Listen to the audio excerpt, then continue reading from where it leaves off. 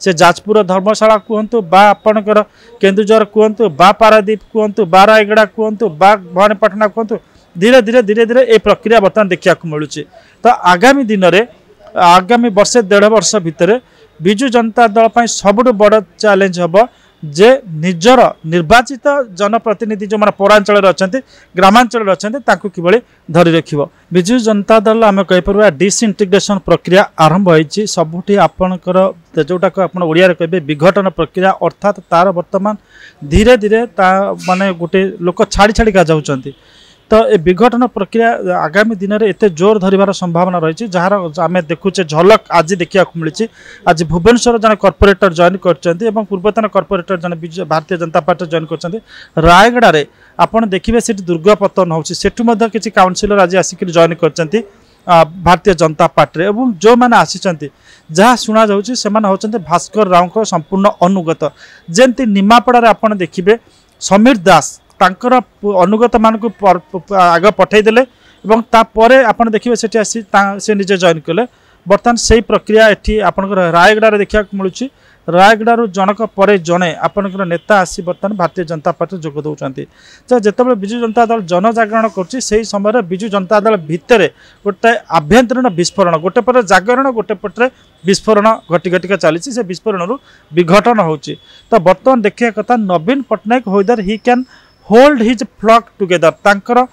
जो गोष्ठी को से रखी पारे कि ना एवं सबुठ बड़ चैलेंज होची नवीन पट्टनायक जे विजु जनता दल विचारधारा कौन से लोक आगे उपस्थापित करने को पड़ो। बर्तमान लोक मैंने गोटे कन्फ्यूजन अच्छा जे विजु जनता दल को विचारधारा को आगू को लेकिन चलुची जो विचारधारा आरंभ होता विचारधारा 1 थिला जे आपणकर आंचलिक वैषम्य को विरोध करवा विचारधारा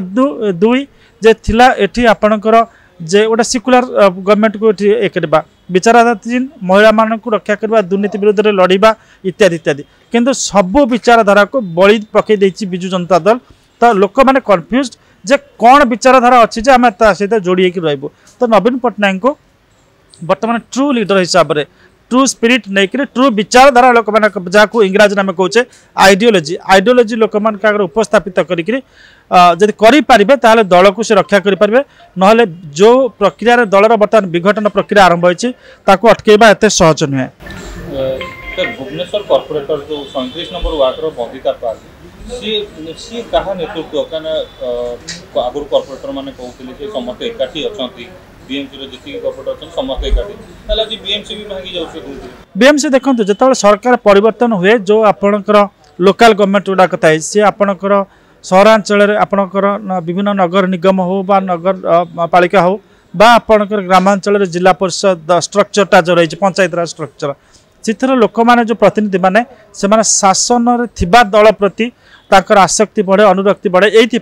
से कम करने सुविधा हम। तो बर्तमान से प्रक्रिया आम देखुचे सारा ओडिशा रे आरंभ होती से जाजपुर धर्मशाला कहतु बा आपणकर केन्दुझर कहतु बा पारादीप कहतु बा रायगड़ा कहतु बा भवानीपाटना कहतु धीरे धीरे धीरे धीरे ये प्रक्रिया बर्तमान देखा मिलूँ। तो आगामी दिन में आगामी वर्षे 1.5 वर्ष भितर विजु जनता दल पर सबुठ बड़ चैलेंज हम जे निजर निर्वाचित जनप्रतिनिधि जो मैंने पौरांचल अच्छा ग्रामांचल अच्छा कि धरी रख किंतु एत सहज लगुना जे नवीन पट्टनायक जो गोष्ठी को धरी रखिपारे ये जे वर्तमान जो सरकार अच्छा जो माने अच्छा राजनैतिक पृष्ठभूमि आसछन्ति नवीन पट्टनायक राजनैतिक पृष्ठभूमि आसी ना गोटे राजनैतिक पृष्ठभूमि उपरे छिड़ा कर दिया गोटे सुसज्जित घर भितर बसई दिया संपूर्ण मेसीनरी चारिकटे खंजा होता से आयुध कर चलुते बर्तमान संपूर्ण से जो मेसीनरी से सरकारी मेसीनरी हो बा प्राइवेट मेसीनरी हो कतुर विजुक्त हो जाती कम्युनिकेशन स्ट्राटेजी किए तैयारी कर कम्युनिकेशन स्ट्राटेजी किए माने पाखे लोकप्रिय नेता नहांती कौन सी नेता को लोकप्रियता हासिल करने से सुजोग देना तेणुक पाखक चारि कांध लगे लोक नहांती। तो बिना आपणकर पॉलिटिकल माने strong political leaders support he just can sustain for long in Odisha politics एटा आज जल जल ही देखा जाଉଛି।